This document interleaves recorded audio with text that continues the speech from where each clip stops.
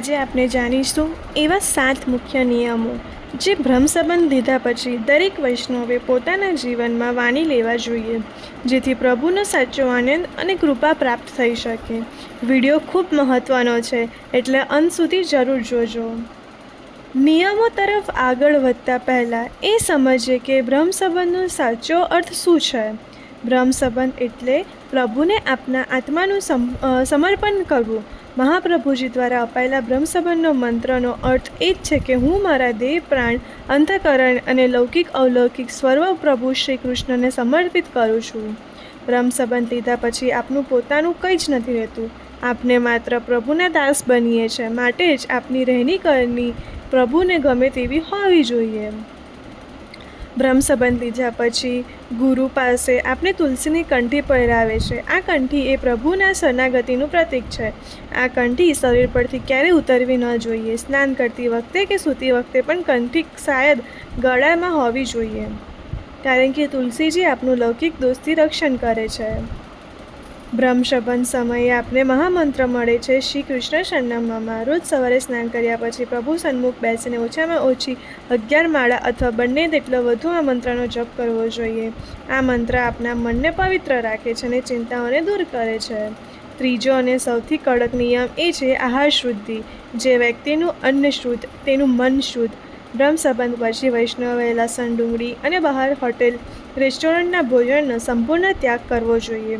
લસણ, ડુંગળી તામસિક આહાર છે, જેમાં ભક્તિ માર્ગમાં બાધા બને છે. બને ત્યાં સુધી ઘરે જ શુદ્ધતાથી બનાવેલ ભોજન લેવું જોઈએ. ચોથો નિયમ છે અસમર્પિત વસ્તુનો ત્યાગ. બ્રહ્મ સંબંધ લીધા પછી આપણે આપનું સર્વસ્વ પ્રભુને સોંપી દીધું છે, તેથી ઘરમાં આવતી કોઈ પણ નવી વસ્તુ, પછી તે ફળ હોય, દૂધ હોય, અનાજ હોય, નવા વસ્ત્રો હોય, તેને પહેલાં પ્રભુ સન્મુખ ધરીને પ્રભુની પ્રસાદી બનાવીને જ વાપરવી જોઈએ. પ્રભુને ધર્યા વગર સીધું જ ખાવું એ પુષ્ટિ માર્ગમાં યોગ્ય નથી. પાંચમો નિયમ છે સેવા અથવા સ્મરણ. જો અનુકૂળતા હોય તો, ગુરુની આજ્ઞા હોય તો ઘરમાં ઠાકોરજી પધરાવી એમની પ્રેમપૂર્વક સેવા કરવી જોઈએ. જો લૌકિક વ્યવસ્થા કે નોકરીને કારણે સેવા શક્ય ન હોય તો રોજ સવારે અને સાંજે પ્રભુના સ્વરૂપ સન્મુખ બેસીને કીર્તન, પાઠ અને પ્રભુનું સ્મરણ કરવું જોઈએ. છઠ્ઠો નિયમ છે ગુરુ પ્રત્યે અતૂટ આદર. વલ્લભકુળ આચાર્ય શ્રી આપના ગુરુ છે. વર્ષમાં 1 કે 2 વાર હવેલી જઈને ગુરુનું દર્શન કરવા, એમના સુખેથી સેવકી ધરાવી અને મુખેથી વચનામૃત સાંભળવા એ આપના ભક્તિને દ્રઢ બનાવે છે. સાતમો અને વ્યવહારિક નિયમ છે દોષ નિવારણ. બ્રહ્મ સંબંધ લીધા પછી આપની જીભ પવિત્ર થઈ જાય છે. માત્ર કોઈ નિંદા કરવી નહીં કે સાંભળવી નહીં. પરધન અને પર સ્ત્રી કે પર પુરુષ પ્રત્યે કુદ્રષ્ટિ ન રાખવી. વૈષ્ણવોનું જીવન એકદમ નમ્ર, પરોપકારી અને દયાળુ હોય છે. વૈષ્ણવો શરૂઆતમાં કદાચ આ નિયમો અઘરા લાગી શકે છે, પણ જેમ જેમ તમે આને જીવનમાં ઉતારશો તેમ તેમ તમારા ઘરમાં એક દિવ્ય શાંતિ અને સકારાત્મક ઉર્જાનો અનુભવ થશે. બ્રહ્મ સંબંધ એ કંઈ બંધન નથી, પણ પ્રભુ અસીમ પ્રેમમાં બંધાવાનો એક અદ્ભુત માર્ગ છે.